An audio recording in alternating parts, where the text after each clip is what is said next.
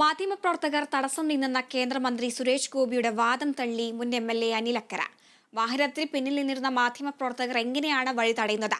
മാധ്യമപ്രവർത്തകരെ അവഹേളിക്കുന്ന നടപടിയാണ് സുരേഷ് ഗോപി ചെയ്തത്. സുരേഷ് ഗോപിക്കെതിരായ പരാതിയിൽ ACP ഓഫീസിലെത്തി നാളെ മൊഴി കൊടുക്കുമെന്നും അനിലക്കര കേരള വിഷൻ ന്യൂസിനോട് പറഞ്ഞു. ചോദിക്കുന്നതും അതിനുശേഷം ആ ചോദ്യത്തിൽ സുരേഷ് ഗോപി പറയുന്ന മറുപടി, ഇത് നിങ്ങൾ തീറ്റുകയാണ്, നിങ്ങൾ തിന്നോ, വളരെ പ്രാകൃതമായ രീതിയിൽ വളരെ മാധ്യമപ്രവർത്തകരെ മുഴുവൻ കേരള പ്രവർത്തകരെ മാത്രമല്ല, മാത്രമല്ല മാധ്യമ ലോകത്തെ തന്നെ അപമാനിക്കുന്ന രീതിയിലാണ് ആദ്യത്തെ സ്റ്റേറ്റ്മെന്റ്. അതാണ് ഏറ്റവും ഗൗരവമായത്. പിന്നീട് സുരേഷ് ഗോപി നടന്നു വരുമ്പോൾ മാധ്യമം അദ്ദേഹത്തിന്റെ പിന്നിലാണ് വരുന്നത്.